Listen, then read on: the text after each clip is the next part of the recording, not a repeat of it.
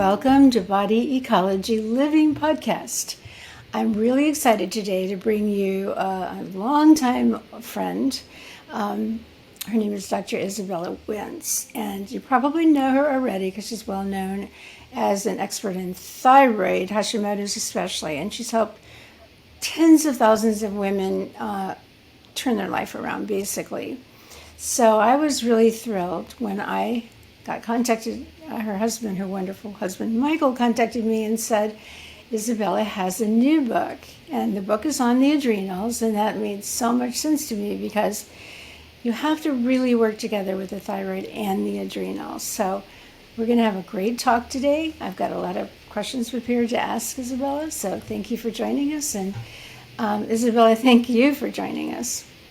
Donna, thank you so much for having me. It's just such an honor and a pleasure to be here with you. The first interview I ever did when I wrote my first book 10 years ago was on your radio show that you used. Hay House. I had a radio show back then, and I met you. We met at an autism conference, and you came up to where I was standing, and you said, I've got a new book coming out on the thyroid. And I thought, really? I'm going to help you get it out there to the world because people helped me. So it turned out it worked. I mean, you caught immediately. People found you, and you started doing so many, on people's podcasts and being in webinars and things like that. So, of course, as I said earlier, you're very well known today. And I'd like to, I'm not surprised at all that you decided to write a book on the adrenals. And in just a little bit, I'll ask you to tell the story. But let's start off because I want to ask you a really basic question. I certainly know what adrenals are, but there may be plenty of people listening who honestly don't know even where their adrenals are, because I've told people, talked about them, and you can see this big question mark going off in their mind thinking, where are my adrenals? So what are the adrenals and what do they do? So we have these two tiny little glands that sit on top of our kidneys, known as the adrenal glands, and they're responsible for producing a whole bunch of hormones, most notably our stress hormones, and probably the most well talked about one and the most relevant one to our discussion today is cortisol. And this is known as our stress hormone. Typically people think you have too much cortisol, that's a bad thing, but that's only a part of the picture. We actually do need cortisol at the right times of day in the right amounts to really thrive and be healthy.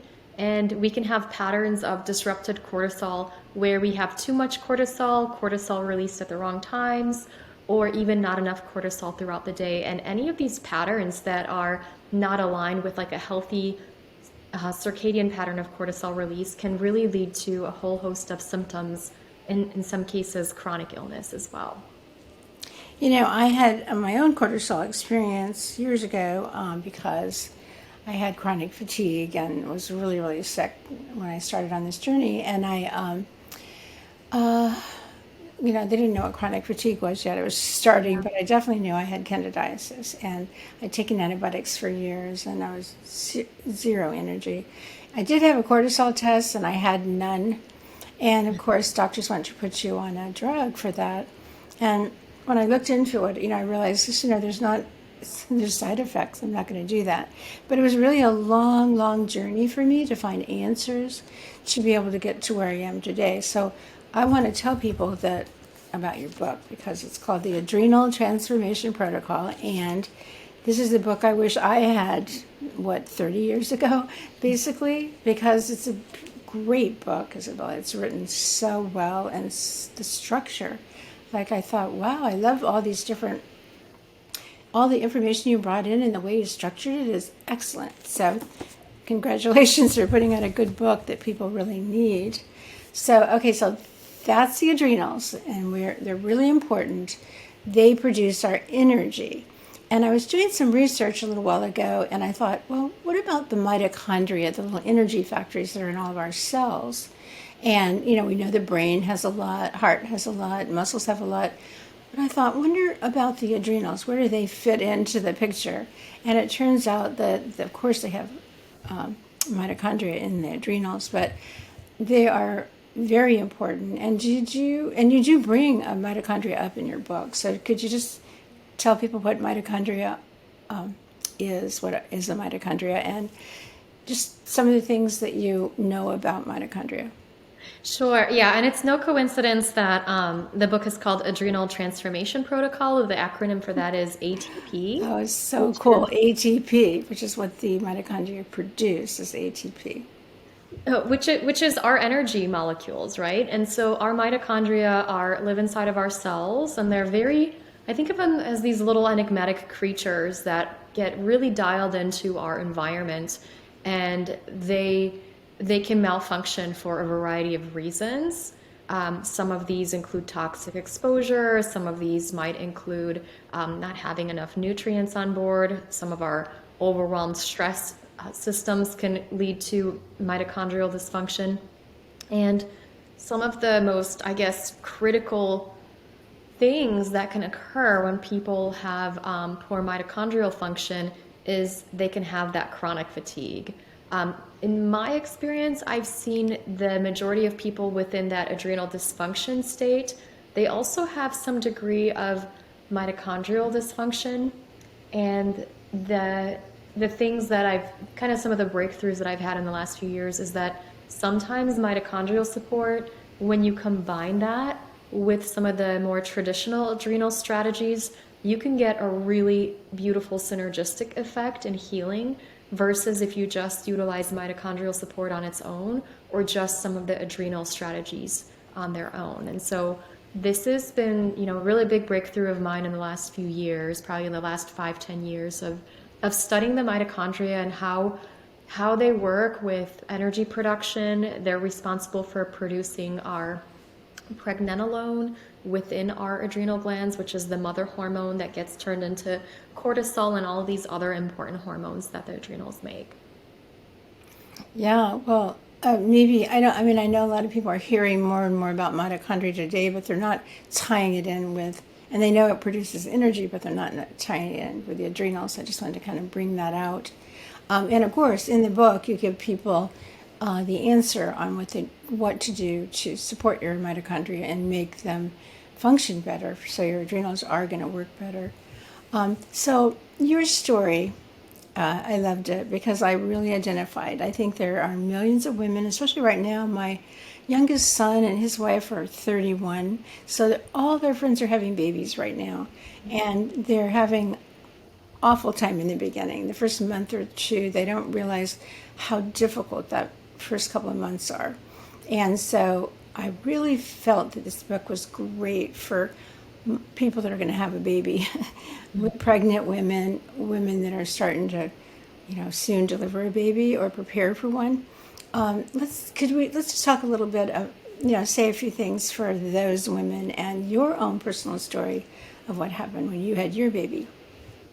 Sure. So I guess over a decade ago, I had Hashimoto's and I had a lot of symptoms, and I figured out how to take charge of my health and get myself in remission from Hashimoto's. One of the big connecting pieces in people with thyroid issues is that they have some degree of adrenal dysfunction, and surely I was no exception to that. And I found that my fatigue and brain fog, anxiety, unrefreshing sleep, these things didn't go away even with my nutritional changes, but they got so much better when I focused on my adrenals.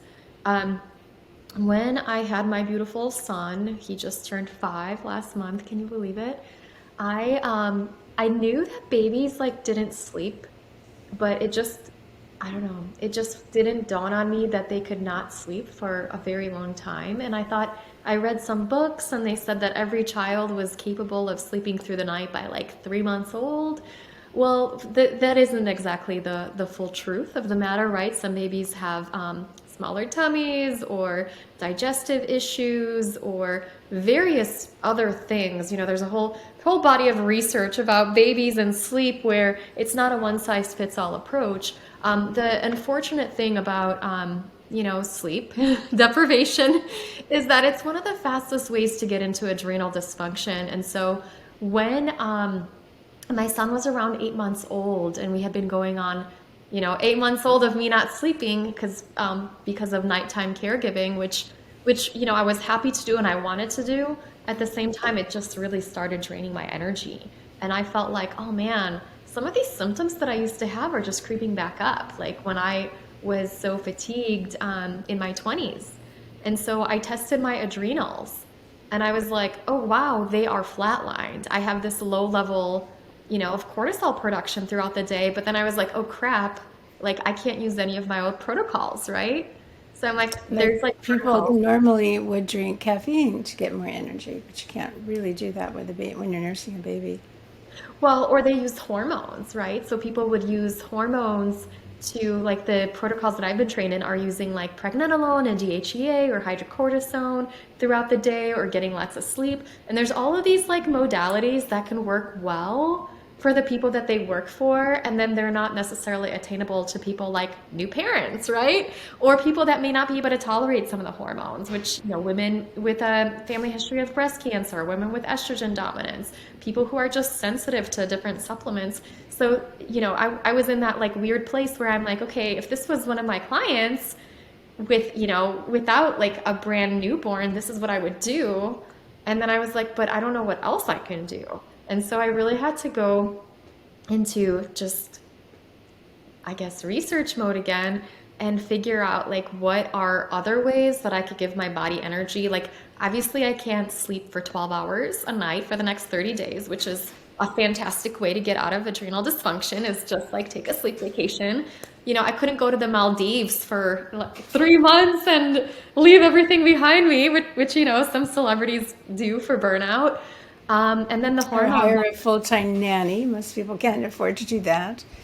So that you Um, can sleep and she can take care of you too. And actually, in countries, I've always admired this. In countries like Japan, the mother and the mother-in-law come in for the first month and they completely take care of the mother. They won't let her get out and do anything. Basically, the neighbors all bring food, and if she did get up and start trying to do something, there she would be frowned upon, because the culture really has a high priority to pregnant women, new mothers, and so too. But our American culture, our Western culture, is unfortunately not like that. So our mothers are also, and of course, I belong to an older generation, so I remember when times were much slower. But I also remember with the baby boomers, we were the generation where we decided we need to get a higher education and we need to go out and work and raise our families. I think we kind of spoiled our daughters because when they came along generation later, they only saw busy women, and we've no longer honored that real need to be still and take care of your baby and focus on your health. So you're really talking about something that millions of women have gone through or are going through. It's all good. Donna, it's such a good point. And I feel like yes, that's such a part of our society. And I read books to prepare, and it was all about like the first 3 months after you had a baby. And I had my mom there with me. I had a doula. We kind of had everything figured out for the first 3 months. But all the books said that children could sleep by 3 months. And I actually the first 3 months I had that beautiful support of my mother and a postpartum doula, and my family came around and friends.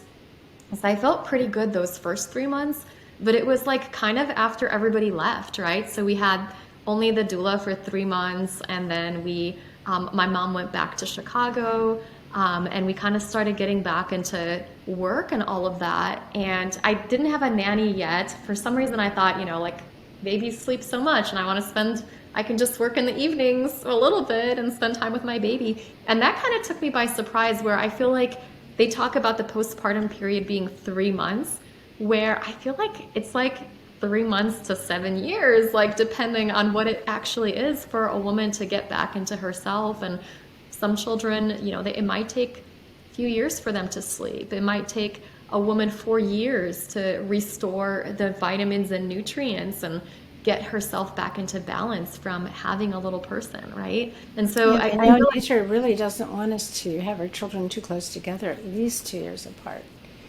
because we do need to nourish our body, because the baby takes so much. Nature actually prefers the baby and will give the nutrients, magnesium, whatever, to the baby before the mother. So we really do need to take that time. I so I have a new grandson. Well, he's 9 months old now, and he's still not sleeping. And because of that, I started asking around, and other people where they would have a baby the same age, and I heard over and over again they're not sleeping. So it's becoming more common.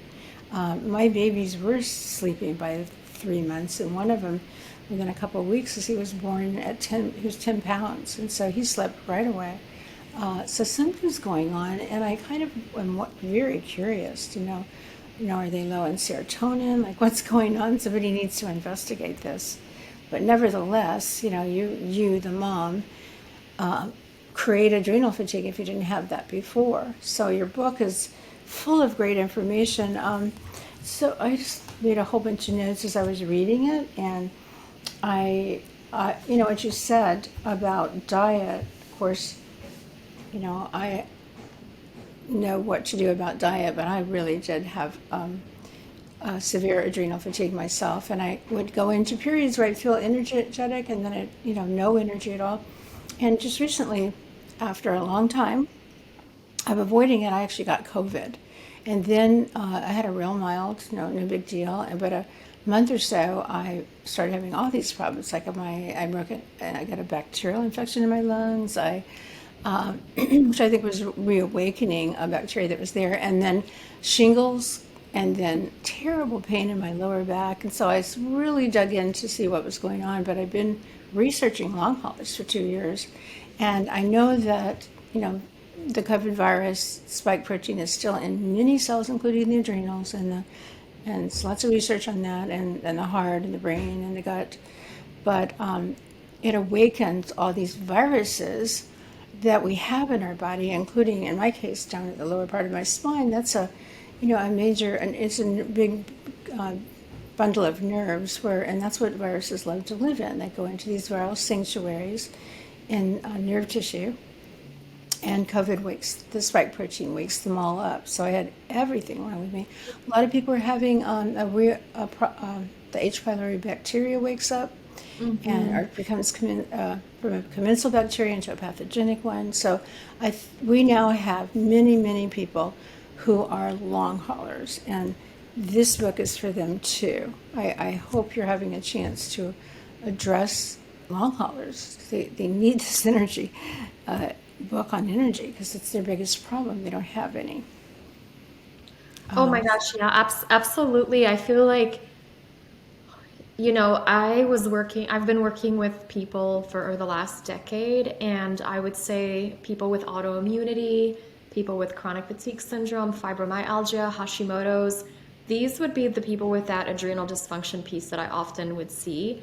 Now I'm like, you're kind of a unicorn if you don't have adrenal dysfunction, whether that's been from, from having COVID exposure, so a big kind of trigger that can overwhelm our system, right? Or even from the stress of living through a pandemic, right? For some people, that stress enough can be overwhelming to our system. And really, people can get into that adrenal dysfunction state through things like sleep deprivation, through their lifestyle, if they're not eating enough and they're over-exercising, through nutrient deficiencies, from having too much inflammation in their body, which is, toxic exposures, chronic infections, H. pylori, when we have an H. pylori infection that wakes up because of a COVID exposure or, from stress, that could also cause it to awaken and become stronger. That's going to produce inflammation in the body. That's actually a mitochondrial toxin as well. And so for some people, it's a gut infection. For other people, it's a viral infection, or something can overwhelm that system. And we end up getting into this like altered stress response pattern where we kind of get stuck, and we have the fatigue, we have the brain fog, we may get disaligned with the circadian rhythm where we're kind of tired throughout the day, but we're wired at night. We might have pain throughout our bodies, anxiety, sleep issues, and all of this is, whether you need to do deeper protocols for H. pylori, or maybe you need to work on your stress management, or you need to work on your sleep and your lifestyle.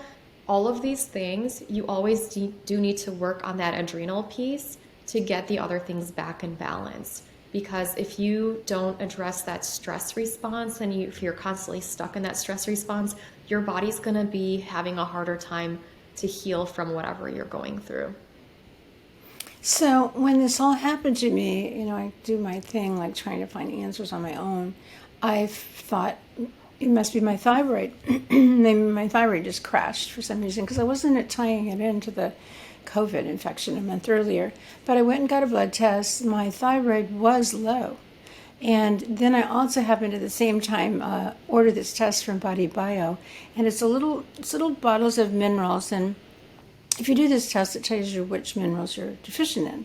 So I was deficient in selenium, zinc, and iodine. Well, those are all three absolutely essential minerals for the thyroid. So I didn't take thyroid medication. I took selenium, zinc, and iodine, and like 2 days later, I had that was my energy popped up. But my question, I guess, is can you have adrenal problem and not have a thyroid problem? Because usually you'd think they dance together. If one's low, the other one will be low. What's your take on that? So I've worked with a lot of people with thyroid issues, and I will say most of them have some degree of adrenal dysfunction.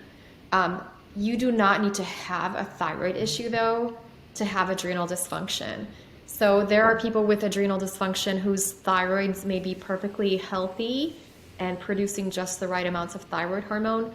That said, for some of the people that I've worked with, they are purely what I would call like an adrenal case, where they have this adrenal dysfunction that interferes with their bodies to utilize their active thyroid hormone. So when we're in a state of adrenal dysfunction, our body might produce more of something known as reverse T3, which is an inactive thyroid hormone that gets into our thyroid receptors throughout the body, and it blocks them rather than activating them. And so I've seen a lot of people who will say, I have every symptom in the book of thyroid issues. I have cold intolerance, I have fatigue and brain fog, and I'm losing my hair, I have pain in my body, I'm gaining weight, so on and so forth.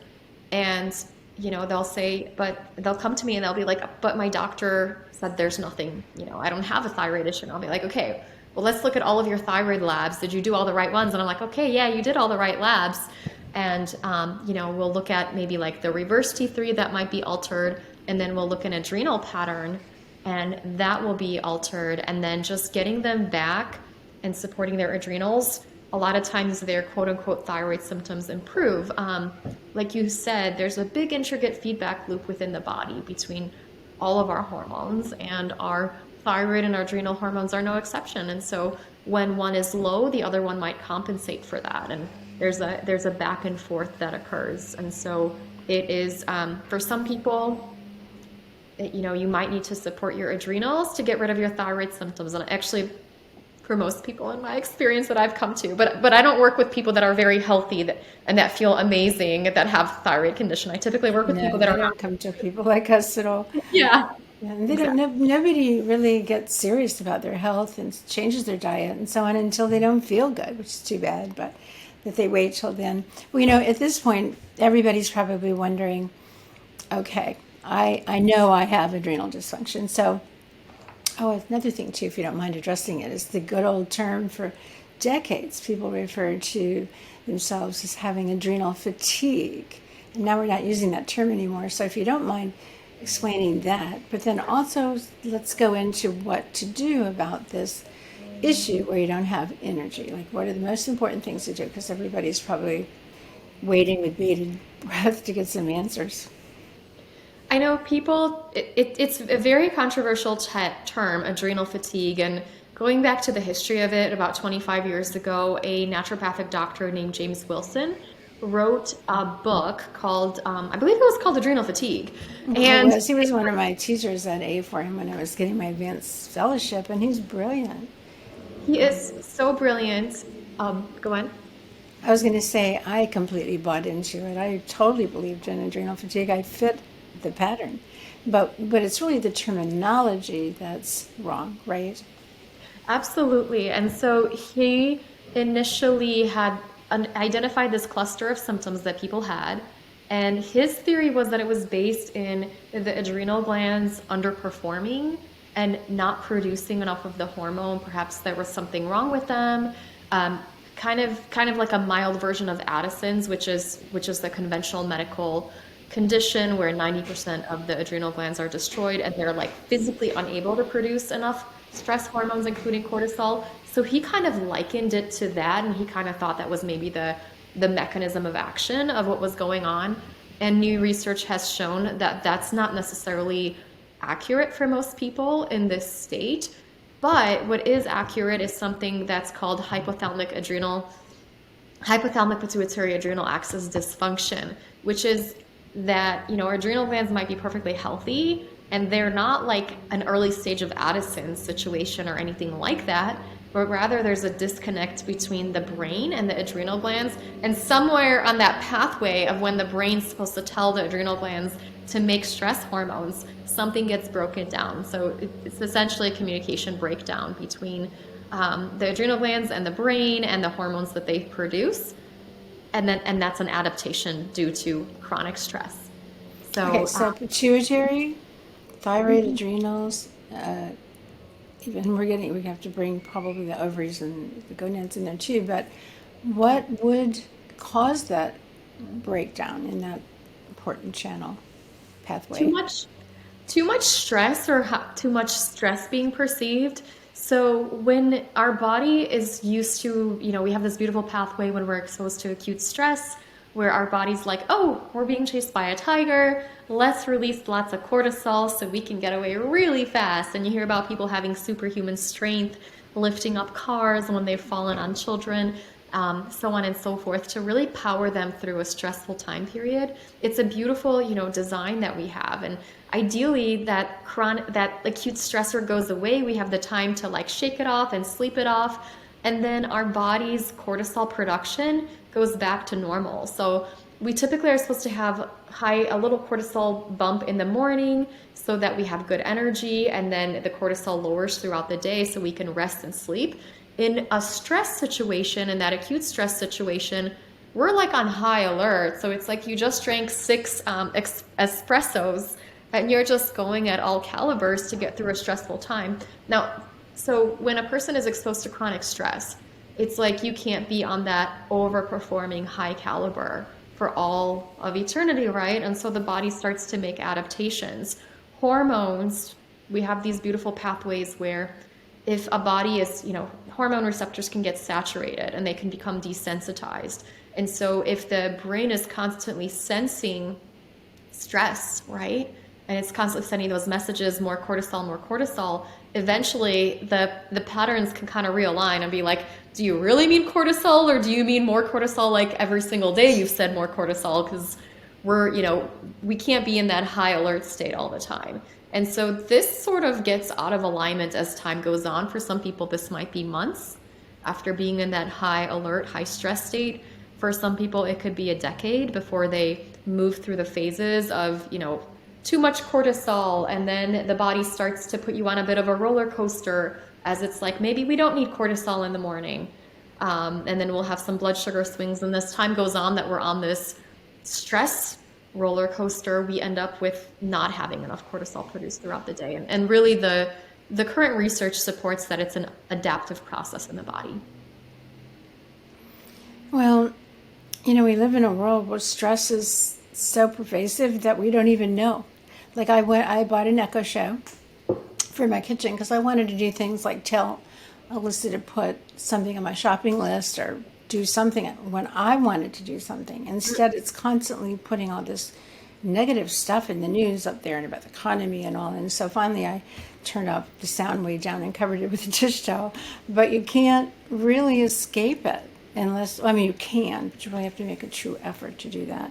But so stress is definitely a major cause, and then you have to address that, which I hope by now people understand, have ideas for addressing stress. Is there any one tool in particular that you would suggest people, massage or yoga or music, or what do you think are some of the best things to do to eliminate stress or reduce it or manage it? I have about 14 different safety signals in my book that I go over, and some, everybody kind of resonates with different healing modalities, and I go through a variety of different ones. So some of the most approachable things are blood sugar balance. That seems to help most people feel better when they add more protein and more fat into their diet. So some of that cortisol roller coaster starts to improve once we get our blood sugar more in check. And so that can be a big game changer for anxiety and for, energy levels throughout the day, for waking up throughout the night. That's very, very approachable. And then another modality that I find can be very helpful is Epsom salt baths.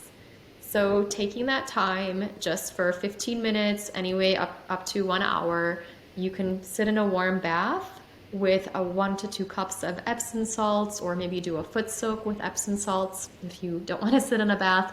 And this will just get some magnesium into your body topically. And that can help you really restore your levels of calm, reduce the pain in your body, and help to prepare you for a more restful sleep. I haven't seen research to support this, but I have had some data from Oura Rings where people who previously didn't get as much of that deep restorative sleep that is crucial for repairing our bodies in the night, when they start incorporating Epsom salts into their routine, their deep sleep can go 2, 3, or sometimes 4 times higher, anywhere from like 40 minutes to 4 hours, just through utilizing that magnesium topically like that. Well, in body ecology, we have our 7 principles. One of the things I try to teach people is there's 4 step by step. You have to do things in a step by step order. You have to start somewhere, and what do you focus on? Well, you have to create energy, conquer the inflammation, the infections. You have to cleanse out toxins, and you've got to correct digestion. But that first one, most important one, is create energy. And the other 3 things, well, when you correct your digestion, when you get conquer the infections and so on, you will have more energy. So I have for years really focused on that. When I talk to people about their health, the first thing I'm sort of looking for is, are they sleeping? And where are their energy drains? Because they are not going to get well with the best of advice and diet and everything if they don't create energy, which is another reason why I think this book is essential. I mean, I really seriously mean that. I say to other authors who have been on the podcast, I think they're great books, and I wouldn't say that, but this isn't a basically essential book for people to purchase. And another thing you just mentioned, safety signals. I had never really heard those terms before, but I love that terminology. So really, you're just a great writer. Like things that you say throughout the book, little pieces of information, little gems that I thought, oh, I didn't know that before. It's just more than about adrenal fatigue and adrenal transformation. So I also love the subtitle, A 4-Week Plan to Release Stress Symptoms and Go from Surviving to Thriving.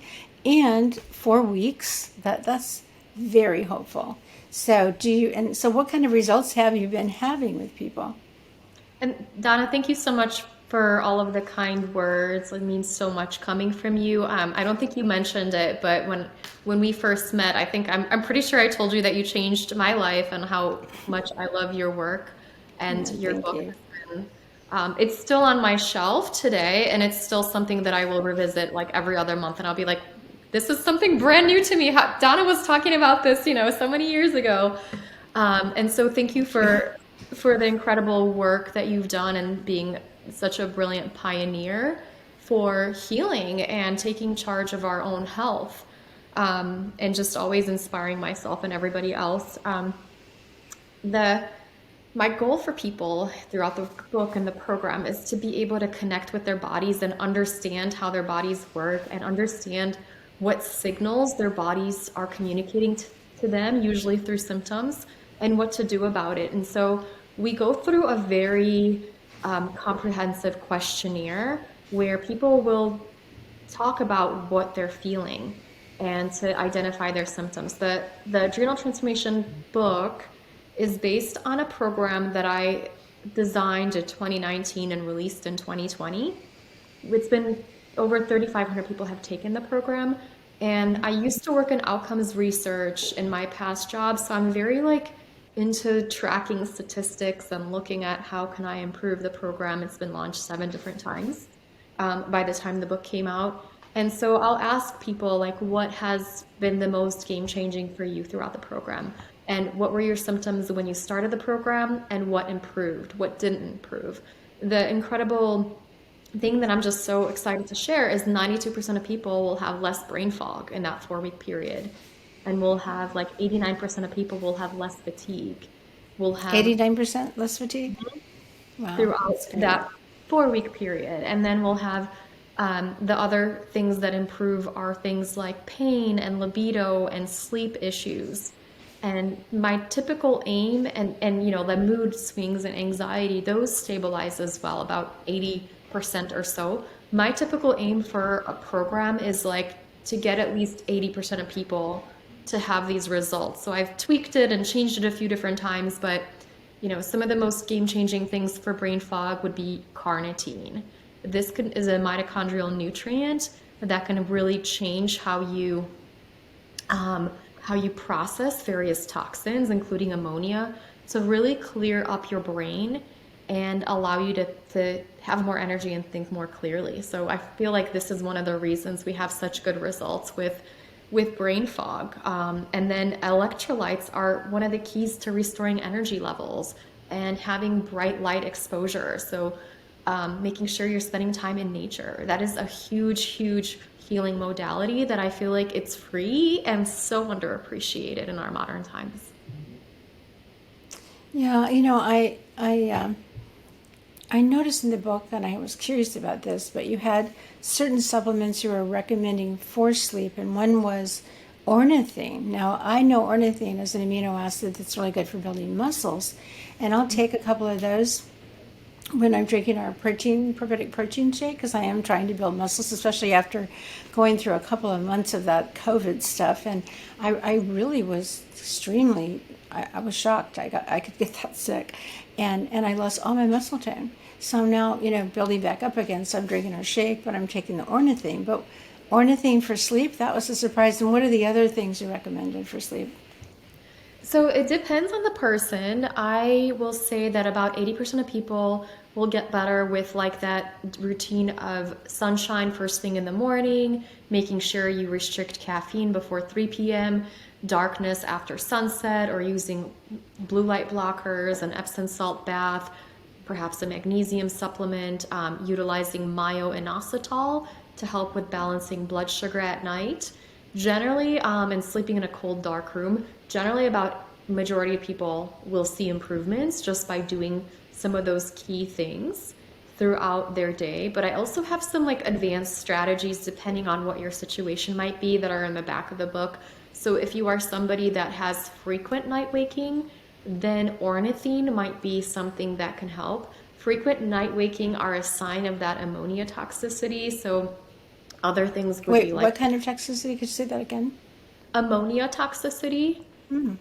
So this is produced when we don't digest proteins very well in people with the CBS gene mutation, in people who have H. pylori infections. And there's other types of gut microbes that can overproduce ammonia, which is a mitochondrial toxin. And ornithine is actually one of the things that can clear it out the most effectively. To Sarcomyces. clear out the ammonia? Oh, exactly. Yeah, no, I'm very interested in this topic too, and I've studied it a lot for the reasons you said, like poor protein digestion, but also, believe it or not, kyolic garlic is very effective also against. So you're saying ornithine is, but I know, there's a supplement that a lot of people are using for gut health, for SIBO and so on. SIBO, allicin, that's really good at lowering.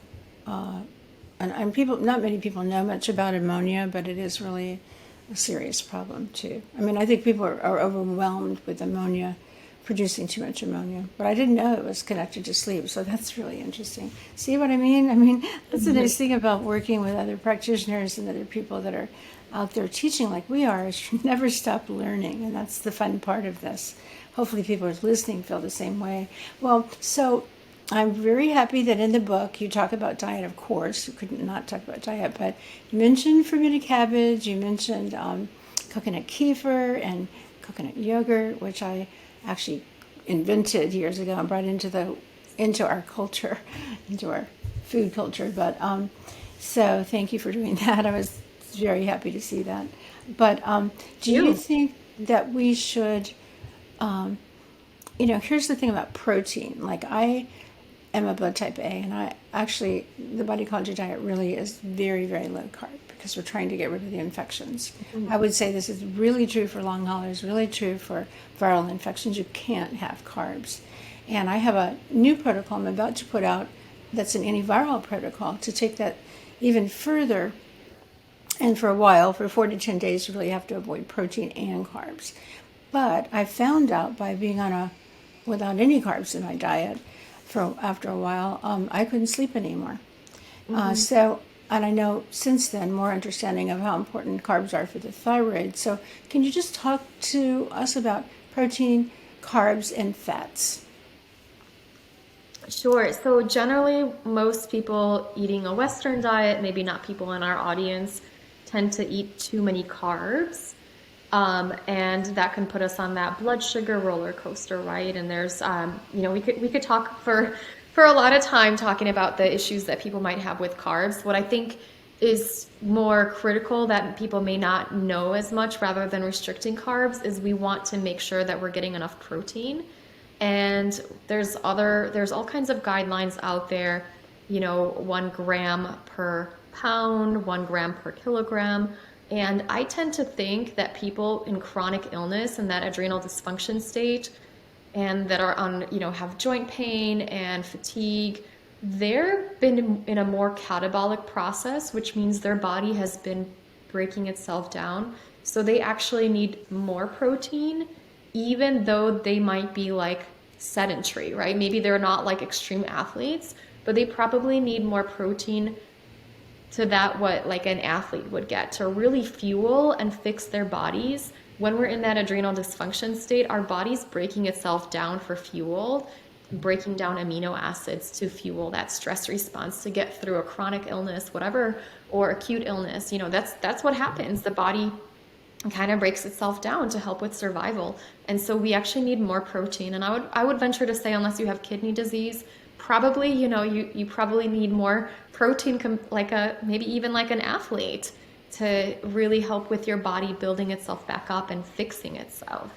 And then, I was going to say too, the protein does come in, it doesn't have to be animal protein. Like I was really happy and surprised actually to see that as we got older, so I'm 76 and a half, so definitely need more protein. But then as we get older, we don't digest protein.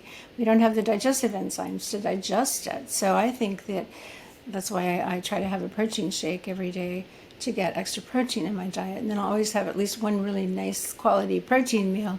And then often eggs in the morning or a shake, a smoothie rather, too, like a smoothie as well. So I'm getting protein, but it's not all animal protein. So just so people can know that it doesn't have to all be like a steak, for lunch and fish for dinner or something too. But they do need protein, and especially as you get older, because you lose your muscle, then you lose your bones. And I don't think that message has gotten out there to people either. And as far as getting over adrenal fatigue, the protein's been absolutely essential for me. And even to have it early in the day, too, has made a big difference. And I know you mentioned that in the book, too. I've noticed, people who have adrenal dysfunction, they might hear things like intermittent fasting is good for you or the keto diet is good for you, but they may not be able to thrive with fasting. So they're the people that will skip breakfast and then they're like, but now I can't sleep at night if I do that. Or they try to do keto and they can't sleep at night because of it. And so I think these protocols may be good for people with more of a healthier, stable adrenal pattern. But when my observations, people in that adrenal dysfunction state, they tend to be low in carnitine, which means they can't really use fatty acids for fuel, as well as somebody that has adequate amounts of carnitine. And they're going to be people that can't mount a healthy stress response to things like fasting. And so a lot of times they'll say, well, we're going to get your calories in and we need to send your body a message that it's safe. And we got to do this with protein and fat throughout the day to allow your body to know, hey, this is my time to feed and eat when it's daylight. And then when it's nighttime, this is my time to rest and sleep. Because I have noticed that as well, where sometimes some of the keto and intermittent fasting trends that can be really great for some people. In the cases with adrenal dysfunction, they might just not be the right kind of medicine at the right time, right? I agree. And so for me, having some sprouted rice cooked properly, you have to soak it or sprout it or buy it sprouted. Excuse me, but that's one thing we can get today is sprouted brown rice, for example. So I'll at nighttime make myself some kind of delicious dish to go over some rice, and it just makes a huge difference in how I sleep. But I don't have a large amount of carbs in my diet, and I can digest them now. I don't have a problem anymore. I don't have a yeast infection that I'm dealing with anymore either. Well, I know also, everybody listening, that this book is amazing, and Izabella goes into so many more bits of information. We haven't even talked about supplements yet, so you want to know that. But I highly recommend that you get the book. And Izabella, I want to thank you. I know I've kept you on here for a long time, but thank you so much for writing the book, for doing what you do. I know that from knowing you for so long that your heart, and Michael's too, is really in helping people. So I just honor you for that. So thank you. Thank you so much, Donna. You're just such a delight, and thank you for all of your work that you're doing in the world. Really appreciate you. We have a mutual admiration club going, so thank you.